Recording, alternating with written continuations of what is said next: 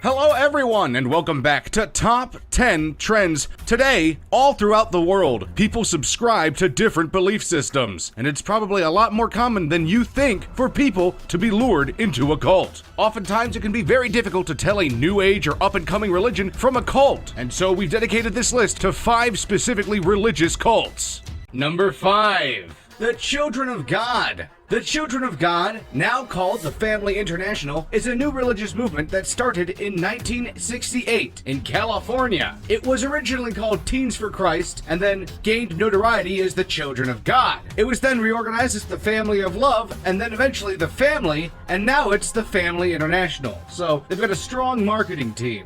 The Family International initially spread a message of salvation, apocalypse, spiritual revolution and happiness, and distrust of the outside world, which members called the System. In 1976, it began with a method of evangelism called flirty fishing that used sex to show God's love and mercy and to win converts, resulting in a lot of controversy. The founder and leader, David Berg, who was called Moses David, gave himself the title of king and the last end-time prophet. He communicated with his followers via Mo letters, letters of instruction and counsel on spiritual practices, until his death in 1994. After his death, his widow became the leader of the Family International, taking the title of Queen. The members of the Children of God founded communes, first called colonies, in various cities. They would proselytize in the streets and distribute pamphlets. By 1972, the Children of God had 130 communities around the world. Children of God members had printed and distributed approximately 42 million pamphlets. The Children of God was then abolished in February of 1978. In 1971, an organization called Free Cog was founded by concerned parents and others, including deprogrammer Ted Patrick, to free members of the Cog from their involvement in the group. Number 4. Aum Shinrikyo, the Supreme Truth. Aum Shinrikyo is a Japanese doomsday cult founded by Shoko Asahara in 1984. It gained international notoriety when it carried out the deadly Tokyo subway sarin gas attack in 1995 and was found to have been responsible for another smaller sarin gas attack the previous year. The group never confessed to these crimes. Those who carried out the attacks did it secretly, without it being known to the ordinary believers. Asahara would broadcast his singing, insisting on his innocence through a radio broadcast on a signal they purchased in Russia and directed towards Japan. It has been designated a terrorist organization by several countries, including Russia, Canada, Kazakhstan, and the United States. Japan's Public Security Examination Commission considers the 2 branches that it split off into to be dangerous religions and announced in January 2015 that they would remain under surveillance for 3 more years. Its founder, Chizuo Matsumoto, claimed that he sought to restore original Buddhism. In 1992, Matsumoto, who changed his name to Shoko Asahara, published a foundational book and declared himself Christ, Japan's only fully enlightened master, and identified with the Lamb of God. His purported mission was to take upon himself the sins of the world, and he claimed he could transfer spiritual energy to his followers and take away their sins and bad deeds. Asahara also outlined a doomsday prophecy, which included World War III, instigated by the United States. He might have that right. At their compound, they found explosives, chemical weapons, and a Russian military helicopter. There were enough stockpiles of sarin gas that could kill 4 million people. Number 3. The Ku Klux Klan. The Ku Klux Klan, commonly called the KKK, is the name of 3 distinct movements in the United States that have advocated extremist reactionary positions such as white supremacy, white nationalism, anti-immigration, and especially anti-Semitism. Historically, the KKK used terrorism, both physical assault and murder, against groups or individuals whom they opposed. All 3 movements have called for the purification of American society, and all are considered right-wing extremist organizations. The first Klan flourished in the southern United States in the late 1860s and died out by the 1870s. It sought to overthrow the Republican state governments in the South during the Reconstruction era, especially by using violence against African American community leaders. With numerous chapters across the South, it was suppressed around 1871.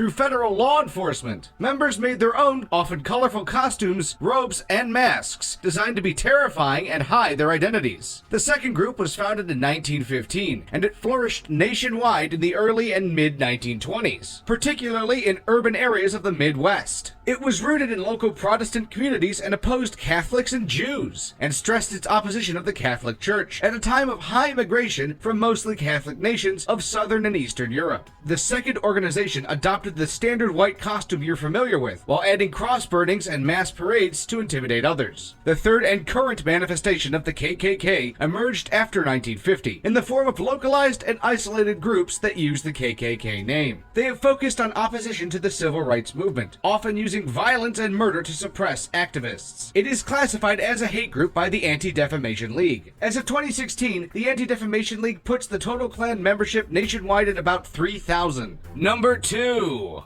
The Order of the Solar Temple. The Order of the Solar Temple is a secret society that claims to be based upon the ideals of the Knights Templar, and it was started by Joseph de Mombro and Luc Jouret in 1984 in Geneva. The aims of the Order of the Solar Temple include establishing correct notions of authority and power in the world, an affirmation of the primacy of the spiritual over the temporal, assisting humanity through a great transition, and preparing for the second coming of Christ as a solar god king. Praise the sun to be grossly incandescent. They also want to unify all Christian churches and Islam, which seems very stupid. In October of 1994, an infant was killed at the group's center in Morin Heights, Quebec. The baby had been stabbed repeatedly with a wooden stake. It was believed that de Mombro ordered the murder because he identified the baby as the Antichrist described in the Bible. He believed that the Antichrist was born into the order to prevent de Mombro from succeeding in his spiritual aim. A few days later, de Mombro and 12 followers performed a ritual Last Supper. A few days after that, apparent mass suicides and murders were conducted at Chéry and Salvan, two villages in western Switzerland.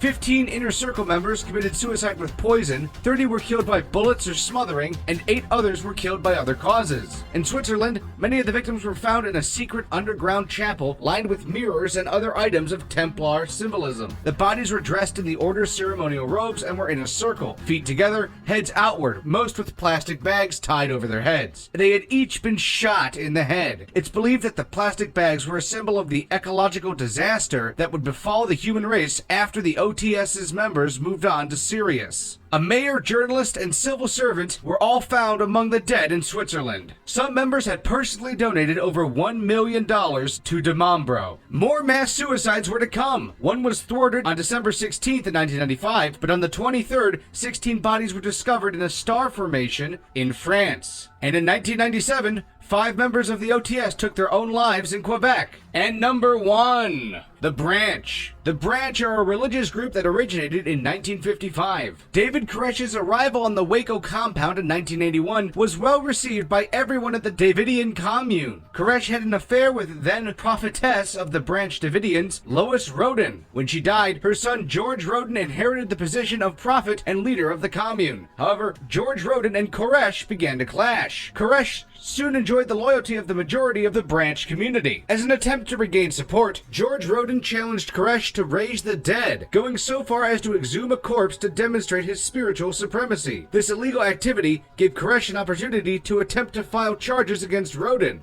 However, he didn't have any evidence. This led to the November 3rd, 1987 raid on the Mount Carmel Center by Koresh and 7 of his followers, equipped with 7 rifles, 2 shotguns, and nearly 400 rounds of ammunition. Their objective was to retake the land that Koresh had left 3 years earlier, although they claimed to have been trying to obtain evidence of Roden's illegal activity, yet they did not come equipped with a camera. On February 28, 1993, the Bureau of Alcohol, Tobacco, Firearms, and Explosives, the Cool Bureau, attempted to execute a search warrant relating to alleged sexual abuse charges and illegal weapons violations at the Waco compound. The ATF, already prepared for a gun battle, attempted to raid the compound for approximately 2 hours until their ammo supplies began to run low. 4 ATF agents were killed during the raid, and another 16 were wounded. There were 5 Branch Davidians killed in the raid. Almost 6 hours after the ceasefire, Michael Schroeder was shot dead by ATF agents who alleged that he fired a pistol at agents as he attempted to re-enter the compound. compound. After the raid, ATF agents established contact with Koresh and others inside of the compound. The FBI took command after the deaths of the federal agents and managed to facilitate the release of 19 children relatively early into the negotiations. Allegedly, the children had been physically and sexually abused long before the raid. On April 19, 1993, almost 2 months later, the FBI moved for a final siege of the compound using large weaponry such as 50 caliber rifles and armored combat engineering vehicles to combat the heavily armed Branch Davidians. The FBI attempted to use tear gas to flush out the branch without bloodshed. Once the branch opened fire, the FBI's response was to increase the amount of gas being used. Around noon, 3 fires broke out in the compound in separate parts. The government maintains the fires were deliberately started by the branch. Some branch survivors maintain the fires were started by the FBI. 76 Branch Davidians died on April 19th, with only 9 surviving, killed by rubble, suffocating effects of the fire, or by gunshot wounds from fellow Branch Davidians. That whole siege was a mess and went down in notoriety in US history. Well guys, I'd like to thank you for watching this video. If you liked the video, please give it a like down below, and if you want to see more content, please subscribe.